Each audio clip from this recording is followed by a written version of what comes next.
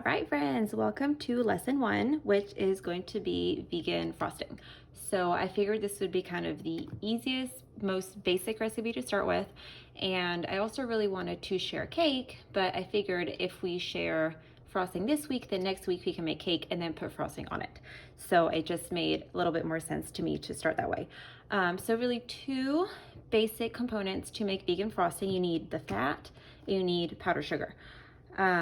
I have found from experience that doing about half shortening and half vegan butter gets you the best texture.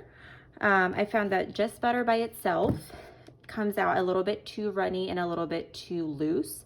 And then shortening all by itself is kind of too dry and stiff. So by using half and half, you get a good balance of, it's a sturdy frosting that doesn't melt at room temperature, but it's still soft and it has a good mouthfeel and it tastes nice.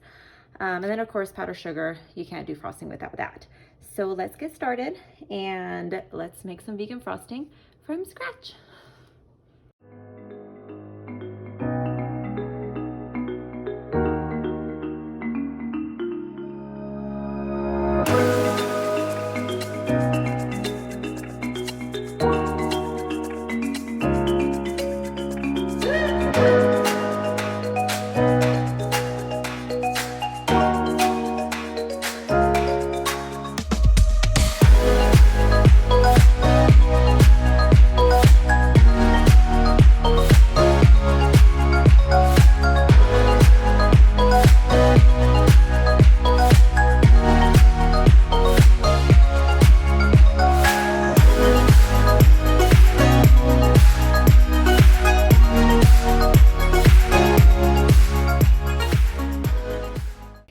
So that is literally it on how to make basic vegan frosting.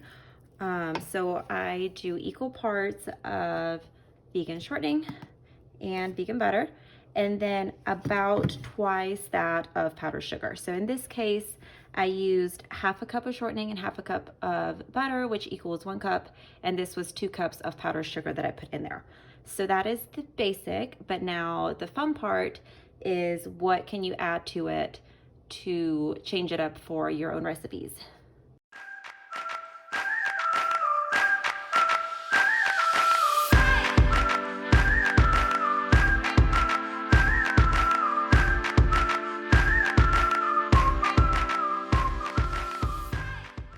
Okay, so a few pointers for vegan frosting from scratch.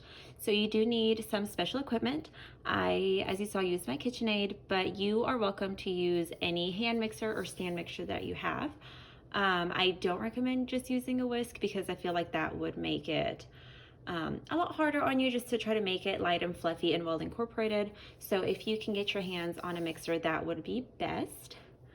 Troubleshooting, if your frosting is lumpy, like instead of being smooth and creamy like it is here, you feel like it's kind of dry and lumpy, try adding some non-dairy milk. Just a little splash usually is enough to help it all come together. This is especially the case if you use mostly shortening or all shortening.